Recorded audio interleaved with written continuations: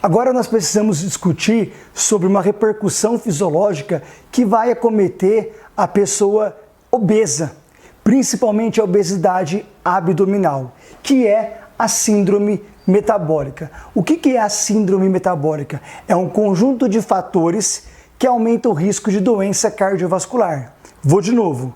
Pessoas com obesidade, principalmente abdominal, têm maiores chances de ter síndrome metabólica. E síndrome metabólica é um conjunto de fatores que aumenta o risco de uma doença cardiovascular, como o infarto agudo do miocárdio e o acidente vascular cerebral. E por quê? Porque a obesidade abdominal leva a todo um transtorno no organismo que nós precisamos entender. E isso vai estar relacionado, inclusive, com a resistência à insulina. Então, a obesidade abdominal, por exemplo, aumenta citocinas inflamatórias como TNF-alfa, interleucina 6. A obesidade abdominal, como nós já discutimos, leva à redução da atividade da lipase lipoproteica. Consequentemente, os quilomicrons e o VLDL não conseguem entregar os triglicerídeos para o tecido muscular e o tecido adiposo, logo vai sobrar mais ácido graxo livre circulante, que esse ácido graxo livre vai se ligar aos seus receptores, que são os Toll-like receptor,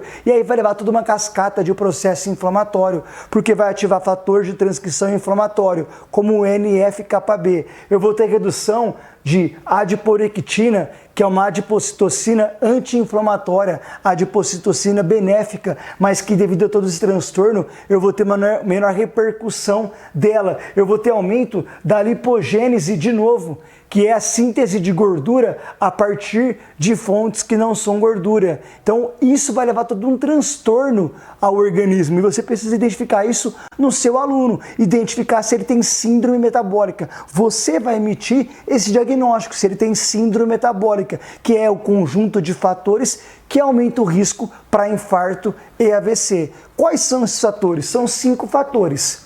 São 5 fatores como critério diagnóstico da síndrome metabólica. Primeiro fator, obesidade abdominal. O que seria obesidade abdominal? São homens que têm circunferência abdominal maior do que 94 centímetros. Então você vai lá, vai pegar a fita métrica na cicatriz umbilical e vai medir a circunferência abdominal. Se o seu aluno homem tiver maior ou igual a 94 centímetros, é um fator de risco. E mulheres, maior ou igual a 80 centímetros. Então, primeiro fator, obesidade abdominal. Segundo fator, triglicerídeos aumentado, maior ou igual a 150 miligramas por decilitro.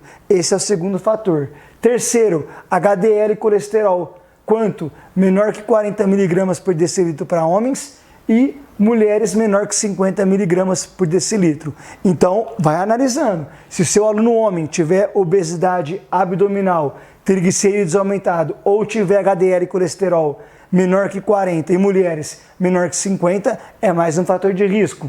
Pressão arterial. Se a pressão sistólica for maior ou igual a 130 milímetros de mercúrio de repouso, o que é pressão arterial de repouso? É você pôr a pessoa sentada, costas apoiadas, pernas sem flexionar, sem cruzar, esperar 5 minutos sem a pessoa conversar e medir a pressão arterial. Se essa histórica for maior ou igual a 130 milímetros de mercúrio, ou diastólica maior ou igual a 85 milímetros de mercúrio, é mais um fator de risco. E a glicemia de jejum alterada. Qual que é o valor de glicemia normal? De jejum, menor que 100 miligramas por decilitro. Se tiver maior que 100, é mais um fator de risco. Então, são 5 fatores de risco. Obesidade abdominal, triglicerídeos aumentado, HDL diminuído, pressão arterial aumentada e glicemia de jejum alterada. O meu aluno tem que ter os 5, Rafael? Não, tem que ter 3 desses fatores. São 5 fatores que você vai analisar, o seu aluno tem que ter 3. Se ele tiver 3, ele tem síndrome metabólica, ou seja, tem um conjunto de fatores que aumenta o risco para infarto e AVC. Agora a questão que entra é, o que vai ter o seu aluno? De maneira mais precisa, você já vai verificar esse seu aluno com obesidade abdominal.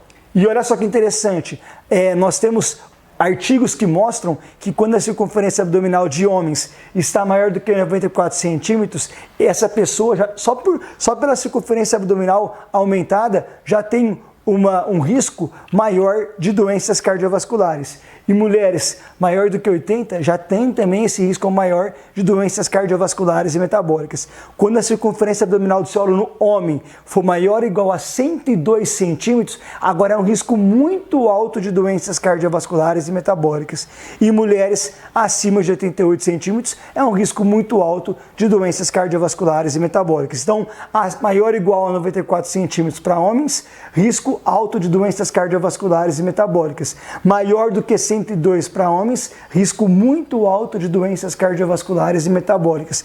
Mulheres acima de 80 centímetros, risco alto de doenças cardiovasculares e metabólicas. Agora, acima de 88 centímetros, é risco muito alto de doenças cardiovasculares e metabólicas. Precisamos, então, identificar esse cenário. E agora você vai poder fazer essa análise com o seu aluno para poder identificar se ele tem síndrome metabólica. Se ele tiver síndrome metabólica, você agora precisa mostrar para ele que ele já tem um risco maior de doença cardiovascular e metabólica, justamente porque o perfil endócrino metabólico dele está todo alterado. Ele tem aumento do estresse oxidativo, ou seja, aumento dos radicais livres e diminuição dos agentes antioxidantes. Então, isso é o estresse oxidativo, que vai levar à disfunção endotelial e vai levar a uma série de alterações fisiológicas que vai impactar nesse risco maior de infarto e AVC. Entendendo isso, a gente pode compreender essa importante resposta fisiológica que a obesidade estará levando, e isso associado ao diabetes e à hipertensão arterial, que é o foco da nossa discussão.